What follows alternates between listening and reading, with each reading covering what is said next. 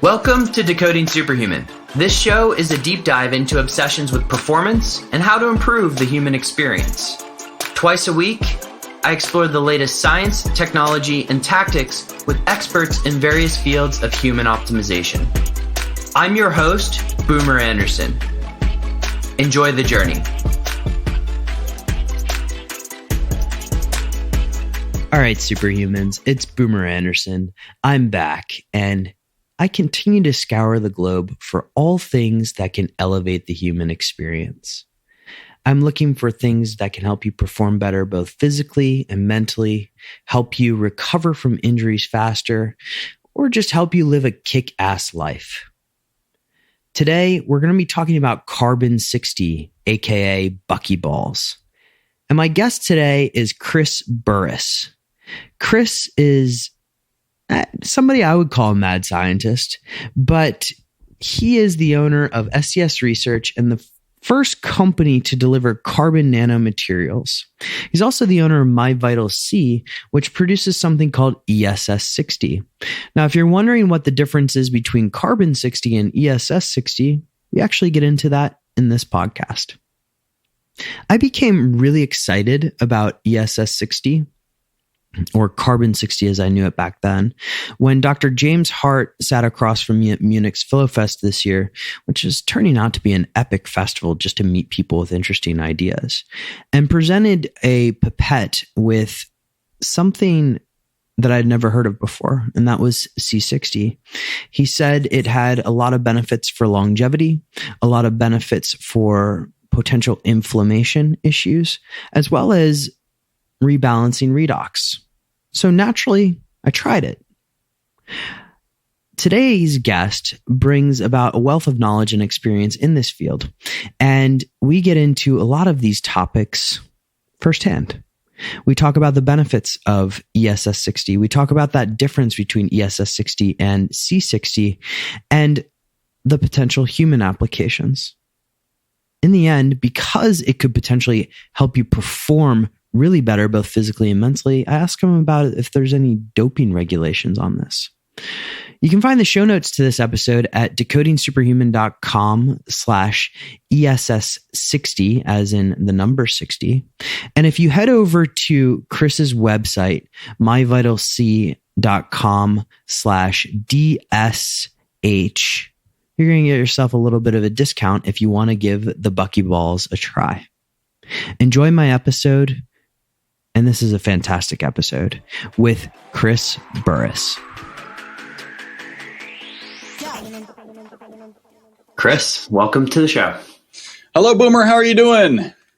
I'm excellent. And it made my day when we were exchanging emails and you said that you had some familiarity with the name Boomer. Yeah. So as I was growing up, probably until I was about 11, everybody I knew called me Boomer. So I was Boomer Burres for a good portion of my life. That's it. You know, at 11, I continued, and so I'm holding on to it for both of us. Let me live vicariously through your Boomer namesake. Excellent. So, Chris, today I wanted to bring you on because, look, I am fascinated by what we're going to talk about today and all the potential applications of it.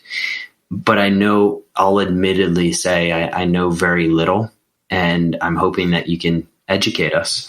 So why don't we start with just the broader concept of what is a fullerene? Okay. Yeah. So let's start from the very beginning. Yeah. A fullerene is actually the third form of carbon. So everybody's familiar with diamond and graphite. And now there's a whole gamut of molecules called fullerenes. And they're named after a famous inventor most people have heard of, Buckminster Fuller. So it carried his last name. The most abundant fullerene is actually carbon 60.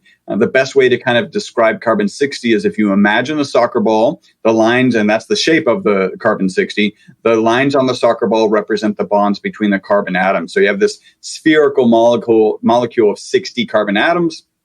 It was discovered in 1985 by three scientists, Richard Smalley, Harold Kroto, and Robert Curl. Those three scientists went on only 11 years later. So in 1996, they won the Nobel Prize for that discovery.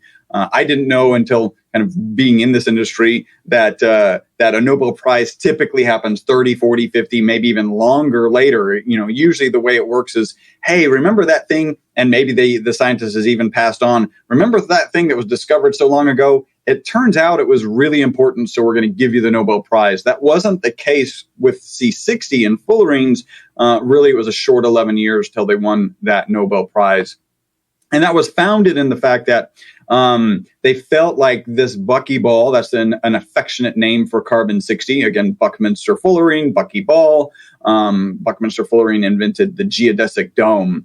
And so they figured that this buckyball was a 3D version of benzene. And if you kind of have a little cursory knowledge of chemistry, benzene is ubiquitous. It's in plastics. It's in most medicines.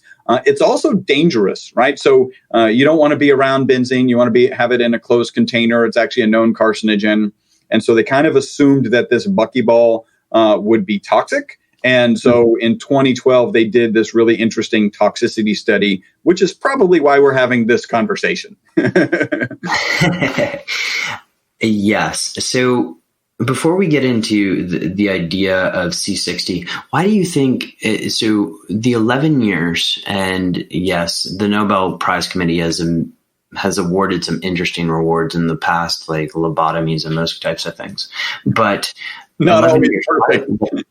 What's that? Not always perfect. Yeah, not always perfect, but none of us are, right? So looking at the distance between discovery and award and that being so short, why is this such a significant discovery?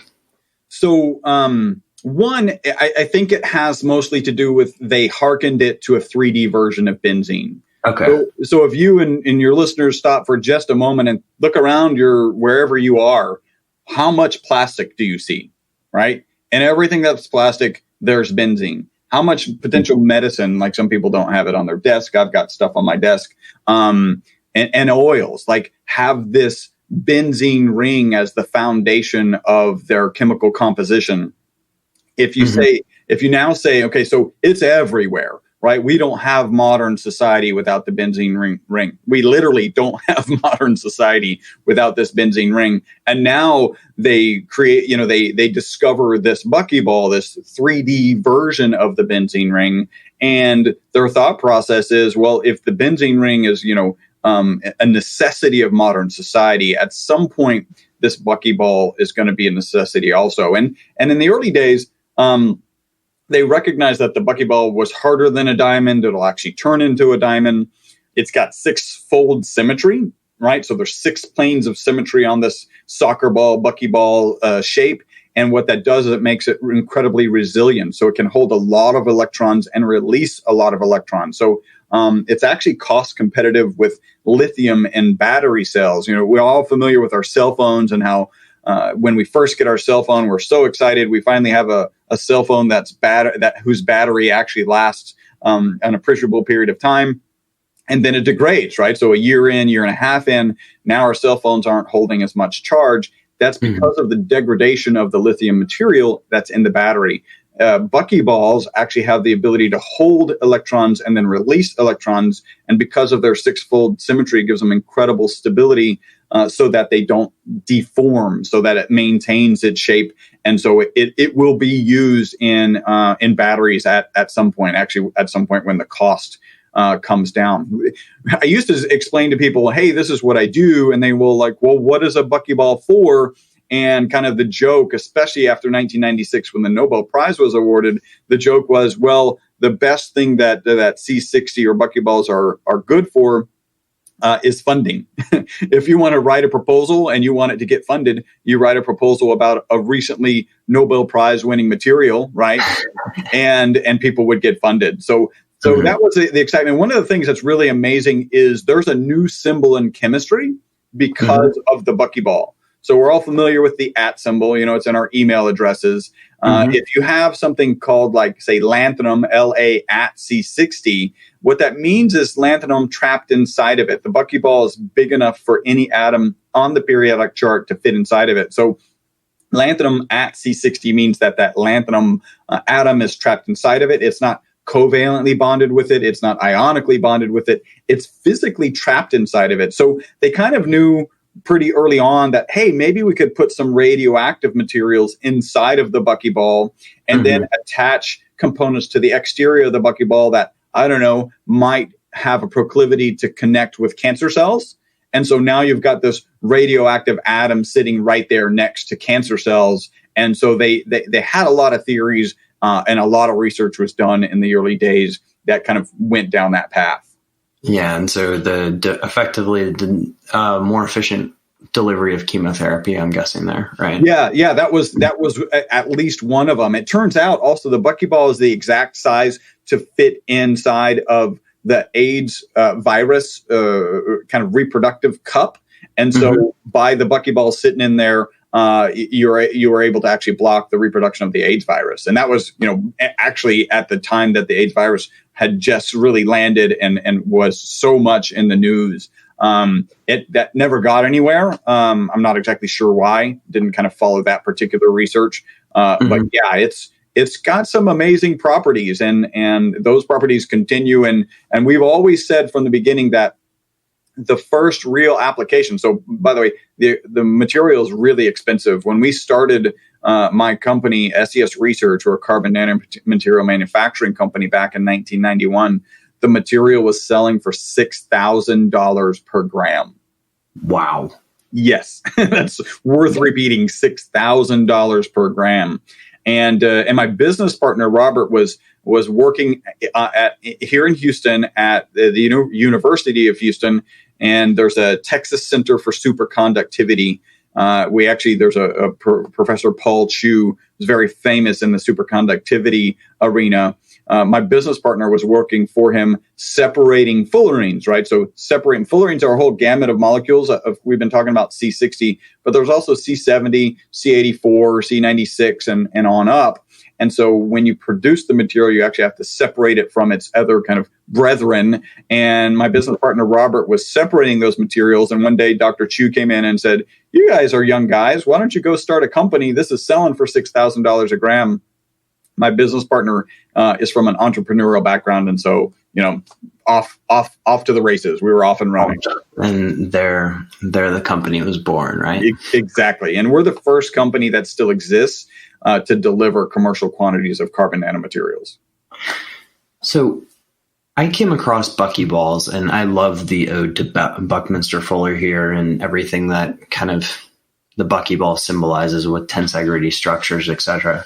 But I came across this at a dinner at a health conference, FlowFest, and the person sitting next to me has also been on the podcast now, but for whatever reason, he handed me a pipette without really explaining what was in it, and I just naturally trusted it. It was Dr. James Hart from the Biocybernaut Institute. And he began explaining to me a lot of what was in he called it C60. And I would like to just now differentiate what is the difference between C60 and then ESS60? So that's a great question. So it's actually true that C60, when it's improperly processed, can be dangerous. So there's papers out there that talk about one unique characteristic, well, not unique, one characteristic of C60 is that it's not water soluble. And so water soluble components tend to be a lot more bioavailable to us. And so a number of scientists have worked and succeeded. They've made C60 water soluble. But when you put those water soluble versions of C60 into tests, it actually tends to be detrimental or tends to be harmful to cells and to the animals that they put it in. So if you improperly, and that's a lot more complex. What's a little less complex is I mentioned my business partner was separating the different fullerenes. In order to get pure isolated C60, you do have to separate it. And that process requires chemicals that you don't want to put in your body. It's carcinogenic chemicals. So if you don't process C60, it's actually harmful. What we say is ESS60 is C60 that's been processed for safer human consumption. So really, again, C60, industrial applications, potentially harmful, ESS60 processed so that it's safer for human consumption. So that's an important distinction. So thank you for bringing that up. Okay, so C60, if I want to improve the battery of my Google phone, and I hope the Google guys would take this at some point and put it into the phone. Yep. But if I want to improve the battery of my phone, I go to carbon 60. If I want to, we're going to talk about the use cases next, but if I want to improve my health, ESS 60 is what I should be looking for. Do I have that right? That's exactly right. Okay. So let's get into some of those use cases because Dr. Hart was very excited about this, and he is, he's been at the forefront of a lot of the things with regards to neuroscience for the past 20, 30 years, and does some very interesting trainings at the Biocybernaut Institute. But he just basically told me like C60, he used the word C60, but now I know it's ESS 60. Yep. It is the future. And so he was really excited about it. Can we go into some of the use cases, and maybe we'll start first? Where should we start, Chris? Should we start with longevity? Well, let's talk about the study, like the study that's kind of the genesis of this whole conversation, and I'm sure of James Hart's interest in what's now ESS 60. So we mentioned that it's similar to benzene, right? The fact that benzene is ubiquitous and this buckyball is a 3D version of benzene means that there's understanding that on an industrial scale, C60 is going to be ubiquitous as well. And if it's ubiquitous, we need to understand the safety of the material, because we already know that benzene is dangerous. It's a carcinogen, right? And so you take this buckyball, and they actually assumed it would be toxic. It's a reasonable assumption. And in 2012, at the University of Paris, they did a toxicity study.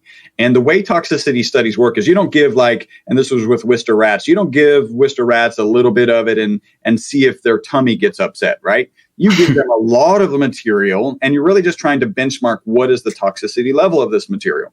You're basically trying to discover an LD50, right? Exactly, right? Yeah. So you give them a lot, and instead of being toxic, the rats that were given ESS 60 and olive oil lived 90% longer than the control group. So a typical Wistar rat dies at 32 months, and the rats given, in this study, there was one group of rats given water, one group of rats given olive oil, and one group given olive oil with ESS 60. The ones given water died at a typical Wistar rat age of about 32 months.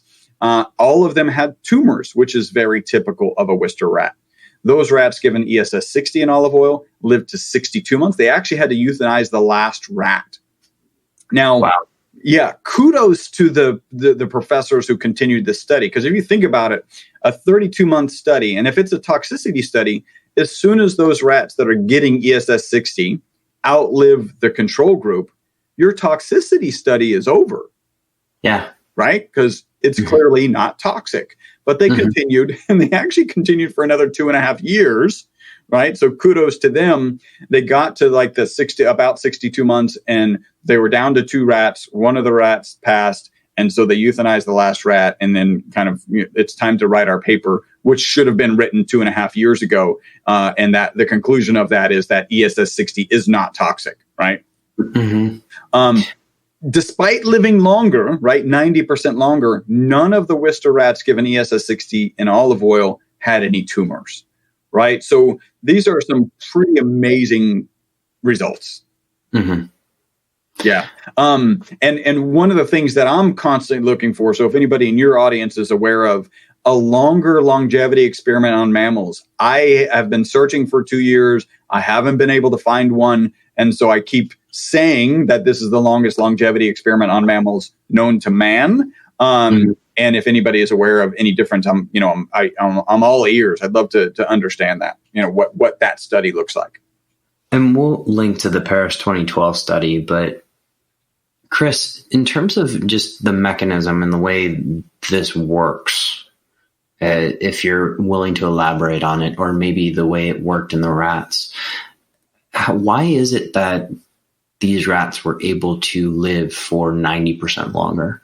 So the reality is we don't know the exact mechanisms. Okay. What we do know is that ESS60 is a great antioxidant. So I kind of described how that buckyball could hold electrons, right? And release those electrons. Well, it turns out that ESS60 similarly is a great free radical absorber, right? So those free radicals, and vitamin C is an antioxidant. These free radicals are oxidants that we want to get out of the body, are absorbed or attached to the ESS60.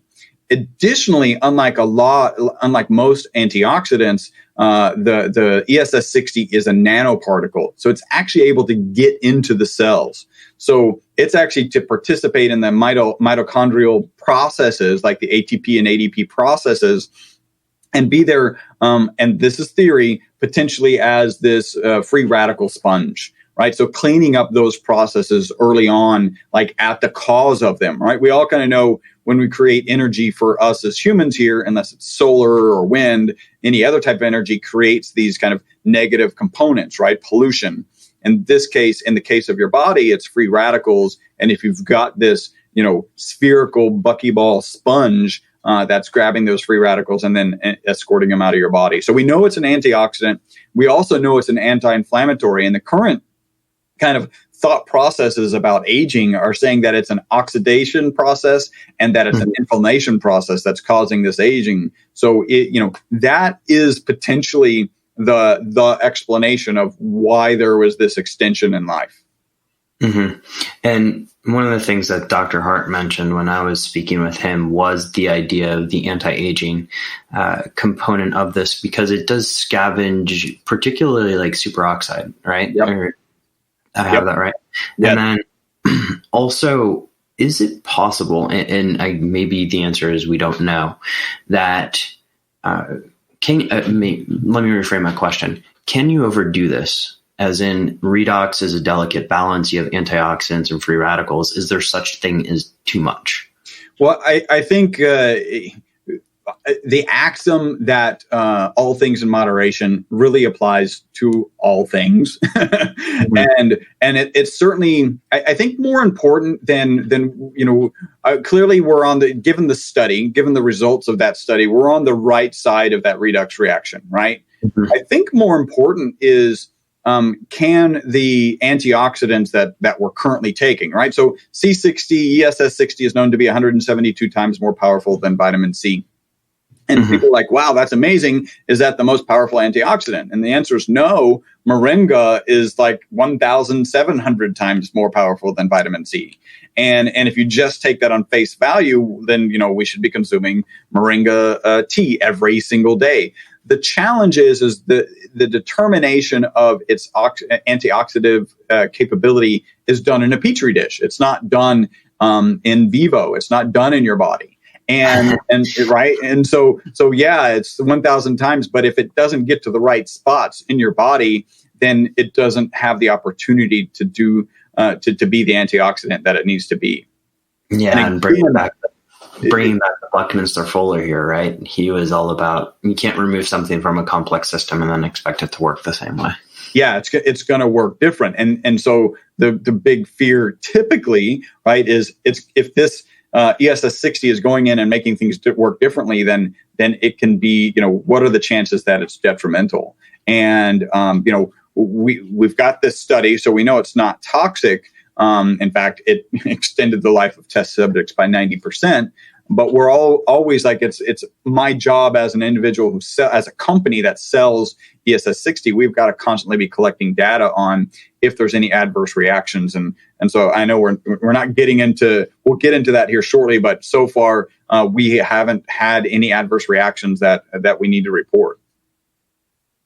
And so in terms of, before we go into that, there's something when you search the internet for this molecule and start getting into random discussion boards about the molecule, for lack of a better word, and correct me if I'm wrong in calling it a molecule. It's definitely a molecule, yep.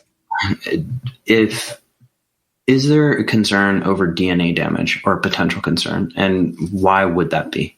Yeah, so I've certainly read some of these forums. I've read, the potential for DNA damage. There's not really any kind of substantiated report. There's also people out there talking about how the presence of ESS60 will extend your telomeres or actually repair, and kind of telomere length is associated with actual physical age. So that's kind of DNA damage. Yeah, it's kind of the opposite of yeah, exactly. And I think, it's certainly a nanoparticle and could have these effects. We just don't have anything that's concrete to say that it's damaging or not damaging. I think the results are more indicative of that it's not actually damaging DNA. The results are, that when somebody says it extends the telomere length, right, which would basically make you younger from a DNA perspective, I think it's reasonable to believe them. It's just not something I would say because there's no research to support it, if that makes sense. It sounds like a good ABA study to just kind of go before and after telomere length, which, I mean, we can debate all night long on the merits of some of those testing processes. But let's talk about some of the other benefits that you may have seen with particularly users. Do you mind commenting on those? Because, antioxidants is great. A lot of people may struggle to actually feel that benefit, but what are some of the other things that you've heard about? Well, sure. And as we're kind of going into this, it's important to share the FDA has not evaluated this raw material or our product, MyVital-C, so it's not intended to treat, diagnose, cure, or prevent any disease. It's important to say that. I think it's also important to because I usually have to say that too. It's also important, I think, to say, just to give a little bit of my perspective, that I'm as suspect as anyone. So you had an interesting exposure to ESS60 with James Hart, somebody that you kind of trust, right? And so you walk away from that experience and go, okay, well, this is somebody I trust, and you've got this experience. In my case, to my understanding, the way somebody gets into the supplement industry really has two paths, and I've kind of accidentally ended up on the third path, right? So the first path is I want to make a lot of money, right? And so I put together some components. Maybe they're good, maybe they're not. We know that the supplement industry certainly has a lot of things to be concerned about, right? And I go out and sell it. And so that's a path. I have no problem with people becoming wealthy, but that's not the path. That's not how I ended up here. The other is often people have had their own kind of physical challenges, right? Or their parents maybe had a physical challenge and they did their own research and they came up with their own formulation, and that actually helped them get out to escape from whatever they were suffering from. And so then they're out to save the world, right? And I have no problem with saving the world. It's just not how I ended up here. In my case, 1991, I'm a carbon nanomaterial manufacturer. I've been manufacturing these buckyballs from the very beginning. In 2012, they do this amazing study. It extends the life of test subjects by 90%. Mid-2013, I start getting phone calls saying, how much in a dose? And our first reaction was no. It was no. You put this in tires and batteries and solar cells and ink, and you don't put it in your body. So actually, as a company, we added not for human consumption to our labeling about mid-2013. And I'm going to say the literature was conclusive that it was safe. You've got this particular rat study. There's lots of studies where they injected the powder under the skin of rats, where they actually had rats inhale it because they thought it might have some, as a nanoparticle, it might have some asbestos-like features. Like all the literature where they've used properly processed C60, again, we call that ESS60, show that it's safe. But it just took me a long time to change gears. So 2013, we add not for human consumption. And then we proceed, and we were selling the ESS60 in olive oil so that if you want it, by the way, it takes like 3 weeks to mix this olive oil. ESS60 is not very soluble in the different vegetable oils. So we dissolve it in it for 3 weeks. We're selling that if people want to do their own rat study, right? In 2017, a guy by the name of Cliff High, he's got a big YouTube following. He talks about finance and Bitcoin. Of course, Bitcoin's very sexy, so that's part of the reason he's got a big following. He starts talking about how he's using ESS60 and the benefits that he's getting, and the industry sells out. Well, the entire industry except for us sells out because we're the largest manufacturer and distributor of ESS60 on the planet. Mm-hmm. So we didn't actually run out, but we came into 2018 with this product, literally supplement product that's landed in our lap. And for us as a company, we asked two questions. The first question is important, is moral question. I take the product, my wife takes the product, everybody on my team takes a product. I'm actually comfortable selling it to you. So that's the first issue. And then the next is legal, which is the FDA and the FTC. We're on the right side of those two organizations. And so in early 2018, really, I'm taking the product earnestly starting the beginning of 2018. And then we start working on this My Vital C, which is a retail version of ESS60 in olive oil, and actually now is in MCT oil and avocado oil. So that's kind of my journey. Now, I say that because early 2018, I'm getting phone calls of these testimonials, and I'm like, thank you. Like one of them is, it's helped me with Parkinsonian tremors. And I'm a scientist. I want data. I mean, all science starts with anecdotes. That's the reality, right? Everybody kind of poo-poos anecdotes, and they should, but it's also where they all start, right? You think you see a trend, people are reporting this, and then you actually put the studies together, the ABA studies, to actually confirm that these are real things that are happening. So I'm getting these calls, and I'm like, I don't know what to do with these calls because I'm a scientist. I want like rock hard data. I know it's going to take me a long time to get rock hard data, but I just keep getting all of these testimonials. The one consistent testimonial, and really kind of breaks into three, I think it's all because of one of these. The most consistent is better sleep. Like just across the board, almost everybody reports better sleep. They also tend to report better mental focus and more energy during the day, which, by the way, if you're getting better sleep, both of those make perfect sense, right? Yeah.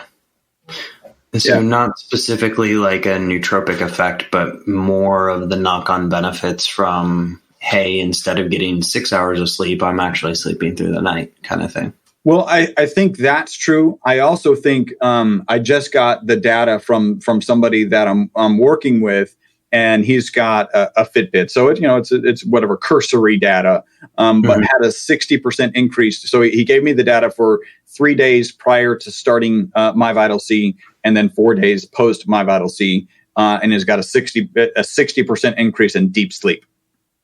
So from a Fitbit perspective, I don't know if, where does deep sleep fit in? It's probably in REM sleep, right? So I read a book, and I don't know if you've read this book. It's called Why We Sleep. Have you had a chance to read that? Matt Walker. We've had some people from Matt's lab on the show before. So for me, a sleep study is not easy. I got to get like Fitbit data. And I think you and I even had a conversation. You've got some better equipment to give me better data.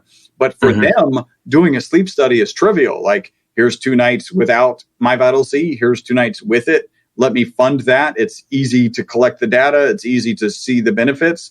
So I would love to make that happen. And we're very interested in funding the research necessary to kind of really support this product.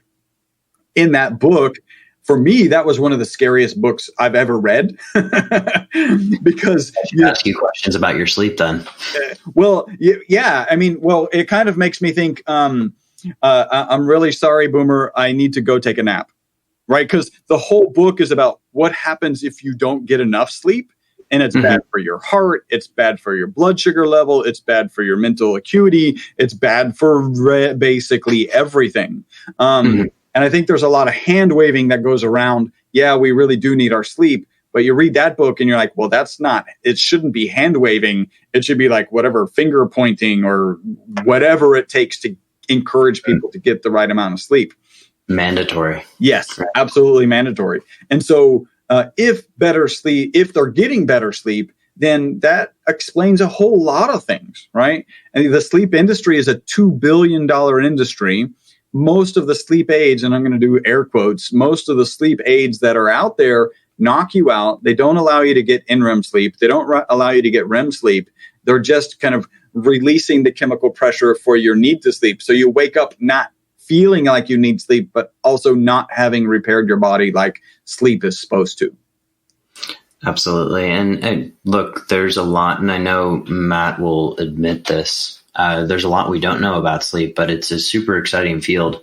And the fact that a lot of your testimonials are coming in on better sleep is very interesting. Now, one of the areas that you and I were discussing before this was jet lag. Yes. Let's interrupt our regularly scheduled programming to talk a little bit about a product and company I'm in love with, and that is the V-Lite. My particular device is the Neuro Alpha, and let me tell you a little bit about my N of 1 benefits. Better sleep, better focus and less anxiety when it comes to things like public speaking, and increased ability to really drop into flow. But you can check out their website, which is full of all kinds of scientific articles and research in this world of intranasal photobiomodulation. And if you want to check out a device, we have a little bit of a coupon code for you. You can use the coupon code Superhuman to get 10% off your purchase. That's VLight, VIELIGHT.com, and use the code Superhuman for 10% off. I'm just speculating a little bit as to how this may benefit jet lag. I guess if it benefits sleep, obviously that's a circadian entrainment issue. Yeah. So I'm not going to have a really good and certainly not a researched answer about jet lag. Some people are reporting that even when they get less sleep, right? So even, in the book, they call it sleep opportunity. You really need to have like 6.5, 6 to 7.5 hours of sleep opportunity.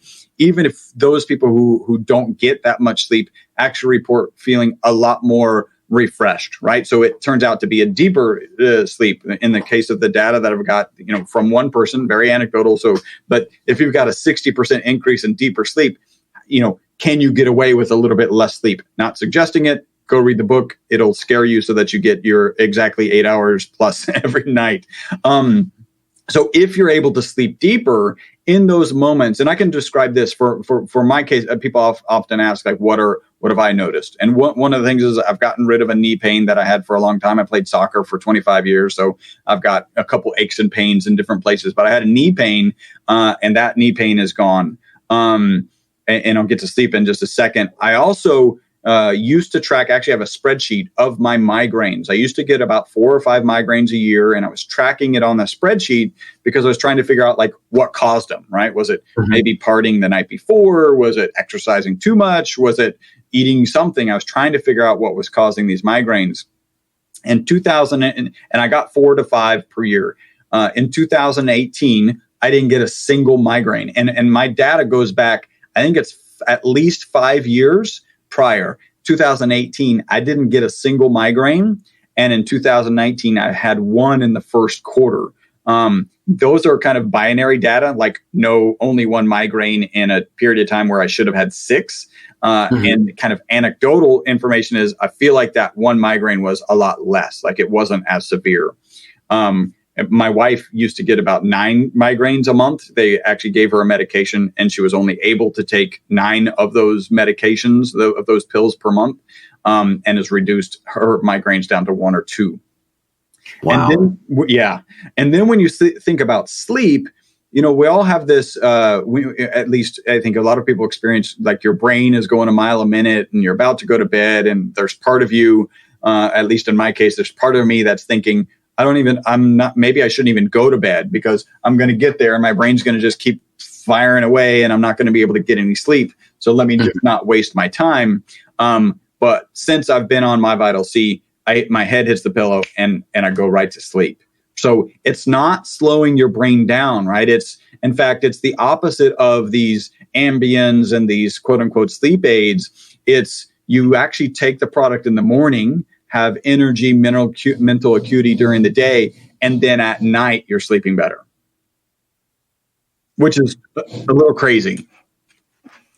Has there been anything on athletics and exercise performance in relation to this? So yes, I've got 3. Again, this is anecdotal. I got 3 testimonials. There's 2 guys on my team.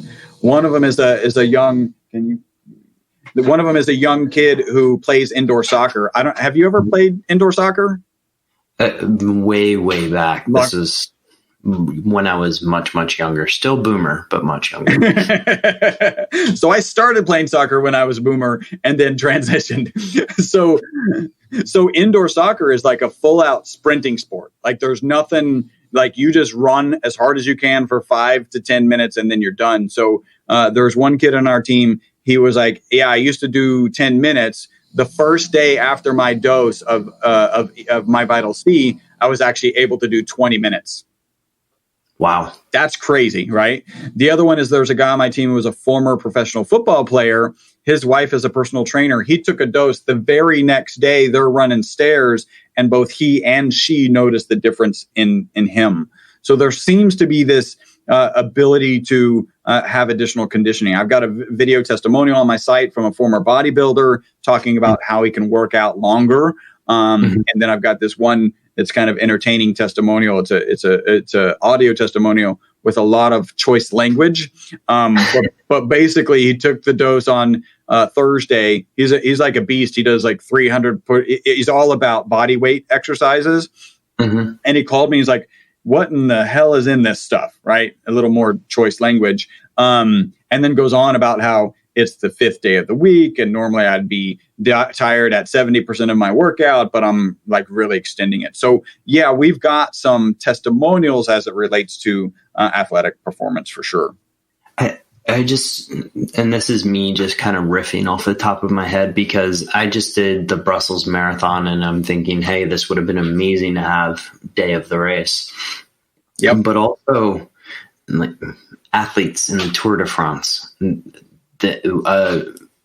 a sport that is known for pushing the limits, right? Yeah. This seems like a no-brainer, or at least to try it. And so I'm just, that could be potentially another study. There you go. So what's interesting is because we've got so many testimonials, if we're like in this podcast, I've got the opportunity to kind of share it and people can understand my story and understand I'm not the guy who's trying to get rich, not opposed to it. I'm not the guy who's trying to save the world. I'm just a guy who's sharing stories that are true about this particular product. And so it's able to get people to try it, right? And then if they get results, great. If they don't get results, that's part of the data collection process. If I'm going to go out and market this kind of in shorter, like little 30-second commercials or even just an ad or a sales page or something, I know I can't say it does everything, right? I know I'm going to have to like, here's the sleep benefits of this particular product to kind of appeal and entice people who are interested in improving their sleep. Here's the athletic performance. And so we're at this stage where we're really trying, going to start niching down from a marketing perspective, which is a whole kind of different type of subject, but a marketing perspective to get people to actually try the product. Sounds like you have a lot of choices on markets. That's for sure. Yes. Yeah. It's hard to decide. And really I'm excited to like be on your podcast and to be sharing kind of the message of this original study. Most people haven't heard about it. And I don't even know how much James Hart got into that particular study when he kind of introduced you to the product. He mentioned longevity and of course the anti-aging effects. He basically said it's good for everything, in probably much smarter words than I just said. Has it been picked up at all by like USADA or any of the anti-doping agencies? No. So the reality is it's carbon. And so I'm like, from a scientific perspective and what I understand of those doping kind of processes or testing processes, there's no way this will get picked up because that's impossible, right? Yeah, it's carbon, right? It's not like an agent. But having said that, that's one of the things that's on our goal. They will. There's organizations that will certify your product as passing any kind of doping test, and obviously at the really high levels, that's something that we'll need to do. So can we talk a little bit about the role of olive oil and now MCT oil? Because as I understood it, and this came up earlier in the conversation, it's not a water soluble molecule. But why couldn't you then just take it with like your steak, for instance? What is the significance there of the fat delivery? Yeah, it's a really okay. So we currently believe it's an incredibly important piece because the ESS60 is a black powder, and you can take that black powder. It's safe. Like I mentioned, there's been studies where they've had rats ingest it. They've injected it under their skin. They've had them breathe it, and the body just processes it and excretes it out. The thing is that when you're taking a powder, those the ESS60 is grouped in crystals, much larger crystals, and those crystals are a lot less bioavailable. So you may be able to take lots of it, right? Take a spoonful of just the powder, but the challenge is your body going to be able to process it? So when you dissolve it in an oil, whether in the original study was in olive oil, and olive oil is still the product I'm going to continue to take and I'm going to recommend people to take because it's the foundation of the research. The research was done on olive oil. Just interesting fact, in that original study, the 3 groups of rats, water, olive oil, and olive oil with ESS60, the ones given olive oil alone actually had a 30% increase in life. So, I mean, that says whatever olive oil you consume now, you should consume more. Of course, I'd prefer you consume olive oil with ESS60 in it, and that's called MyVitalC.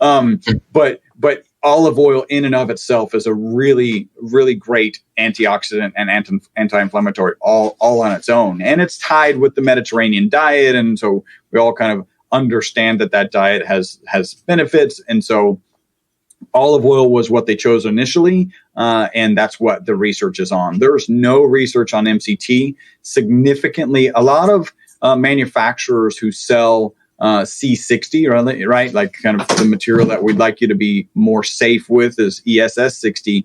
A lot of them that will sell C60 and MCT oil don't actually advertise that the MCT, that C60 dissolves less in MCT oil to a significant degree. So if you're taking it for the real raw product, which is ESS60, then the right one is olive oil. Some people, olive oil doesn't really sit well in their stomach. They like MCT. Maybe they're on this kind of bulletproof diet, and so they're having their bulletproof coffee. You can get ESS60 and MCT oil, and use that in your coffee and kind of supercharge that bulletproof coffee. Does the coffee or the temperature matter? Because I asked this question more because there's a lot coming to light right now about collagen protein and throwing collagen protein. And I realize protein and carbon are very different, but throwing collagen into your coffee may actually break down some of that protein. Is there any concern there on temperature? No. So the temperature is fine. So C60 is incredibly stable. Even olive oil is really stable. You want to be careful with olive oil. You don't leave it on your back patio for weeks or whatever, right? Typical olive oil is stable for about 3 years. And there's some theory that having the ESS60 in it makes it even more stable. So we put a best use by about 12 months after our production date. Because most people are, taking it a lot faster than that. But yeah, it's stable, and to add it to I wouldn't have any problem adding it to my coffee. Beautiful. Now, I will say this is kind of interesting. So the reason you dissolve it in an oil is because when you dissolve something like an ESS60, you actually end up with individual molecules of ESS60 floating around in this oil, right? As individual molecules, it's significantly more bioavailable. Now, interesting fact, the molecule's so small that 1 drop of our ESS60 in olive oil, so our MyVitalC, has 475 times more ESS60 molecules than you have cells in your body. That's, wow, really? 1 drop? Yeah, but if you think about it, remember, it's just 60 atoms. What is the composition? How many molecules go into a cell? Right? You got a cell wall that's made up of molecules. You got the nucleus that's made up of molecules. You've got the mitochondria that's made up so each individual cell is significantly more complex than 60 carbon atoms. So it's crazy, but it also really makes perfect sense. This is incredible. I'm so excited to try this. This is going to be amazing.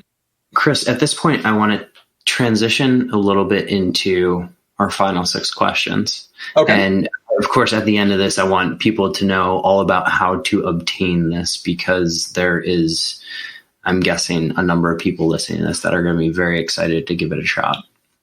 And we got a special question. First question is, what's your favorite piece of technology which you purchased in the past year? All right. So I've got to say, my favorite piece of technology is a Tesla. Do you have the Model 3? I got the Model 3. And it's interesting. I have so much fun. I call it the smile maker. It is so much fun. It's interesting to like tell people it drives itself. And then you get in the car and you double click down on the shaft, and the car starts driving itself. And everybody's like, oh, it drives itself. And you're like, well, what did, prior to this experience, what did you think it drives itself meant? It means exactly what it has to mean, which is it drives itself. So it's so much fun. It's safer, at least for me. I love the technology, and it gets uploaded. Like, so I get I don't know if you've seen any videos on, there's a new auto summon feature. So I can be in a parking lot and press and hold a button and the car will come to me. Now, I haven't seen that feature in use yet. And, Amsterdam, all the taxis here are Teslas. Oh, really? So I didn't know that. So you've been in them lots of times, right? I've been in them a few times. Those are the normal taxis. If you go Uber or something like that, chances are you're not going to be in a Tesla. But it's almost worth paying the extra money to just have the experience. I enjoy it. If I have a car, I will probably end up getting a Tesla at some point. Yeah, I couldn't recommend it more. So in the taxi, did he put it like in autopilot mode? This was a little bit ago. Okay. He did put it in just for very brief. I think there's somewhat of a concern, at least with this particular driver, about what could potentially happen. And I think that's a concern among a lot of people, is like autopilot hasn't really been done that often before. And so if you're a little unfamiliar or a little bit more risk adverse because you have passengers on board, it's he was not, let's say, keeping it in autopilot the whole way home. Yeah. So I've driven it's about a 3-hour drive from Houston to San Antonio, and the car drove 95% of the way. That's awesome. Yeah. That's like cruise control on steroids. Yeah, it's really nice. So yeah, by far my favorite piece of technology. How do you unwind? So I really like to dance. I actually met my wife dancing, and I grew up dancing. My mom was a ballerina. So I like to go to a club and shake my booty. What, any particular type of dancing, or just? I can do any dance. And it's kind of like the Tesla auto drive. I've like told people I know how to dance. And then I'm like, my wife is from Panama, so I like Latin music and Latin dancing. And then I can do country music. And so I'll list all these dances that I can dance. And then they like see me dance. And it's the same as the car. It's like, oh, you can dance. I'm like, that's what I said. What do you think it meant? Just like the Tesla. So yeah, anything. My favorite, I really like reggaeton music. And because, it heavily influenced from Panama, where my wife is from. And that's what I tend to listen to and dance to. What's the best thing you've done to enhance your productivity? I think the best thing, and this is the best thing that anyone could really do, is to say no more. Yeah. Right. So I really like this quote, right? Because it's all about what are the opportunities. And I like the quote that says, sometimes opportunity isn't. And so, you've got these things, and hey, you got this path, and people approach me and say, hey, we could go down this path, or we can make this product or whatever. And those are opportunities, but sometimes opportunity isn't. It's just a distraction. Mm-hmm. Well said. Favorite holiday or vacation destination? So I have to say Panama, because that's where my wife is from. And there's a really cool area in Panama called San Blas. And basically, it's an indigenous Indian preservation of 300 islands in the Caribbean. Incredibly well preserved. So there's no like big resorts or anything. You go, you stay on an island. The island, typically the huts are over the water. Like it's just, there's no cell phone. There's a generator that turns off at night. Like that is an amazing disconnect. And I can say I was also recently in Roatan and had some of the best snorkeling. Like it was just phenomenal. Like right off, like there's a beach with a row of resorts, and some of the best snorkeling I've ever done was right off of that beach. You know, given it's a rainy day here in Amsterdam, you're making me very, very excited to get to warm weather. Let's put it that way. Chris, what book has impacted your life the most and your ability to show up and perform in it? So I've already mentioned like Why We Sleep. I think that's just kind of a very recent one. The first self-help book that I ever read was Feel the Fear and Do It Anyway. And I think it's by Susan Jeffers or Jeffries. I think it's Susan Jeffries. And I mean, that was like, I think a lot of us are on this journey of self-discovery and how do we be better and live happier and healthier lives. And that was really the first one. And that's really impacted me and I still think about today. Actually, I probably should go back and read it again because it's been, 25 years since I've read it. Wow. Chris, where can people find out more about you and your company and, of course, ESS60? All right. Well, let's talk about where, if anybody's interested in getting the product and kind of, I want to make sure you get some credit because I love what you're doing and you certainly deserve it. If anybody goes to myvitalc.com/DSH, and obviously that's for Decoding Superhuman. So myvitalc.com/DSH. We also have a coupon for $15 off and just use the coupon code DSH. And the best thing to do, go to myvitalc.com/DSH, scroll down the page. One bottle of My Vital C is about $99.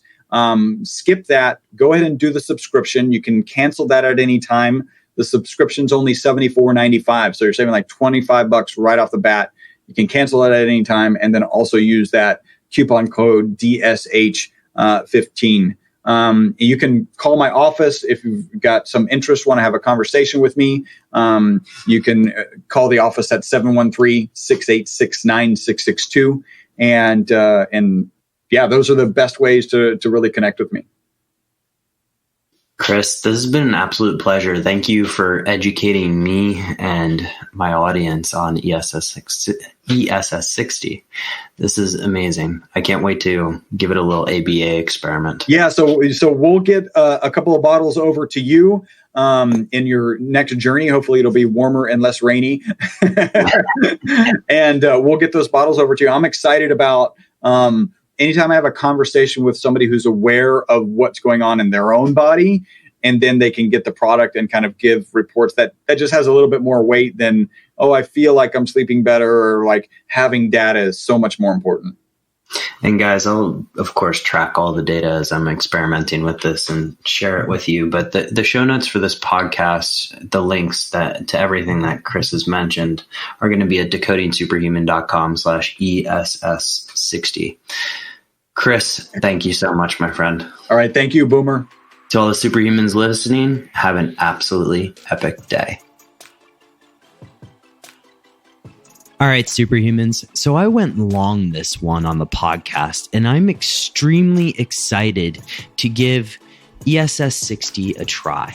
Think about all the benefits, the potential benefits: longevity, reduction of inflammation, balancing redox cycles, which you guys have heard me talk about in the past about my previous experiences with anxiety.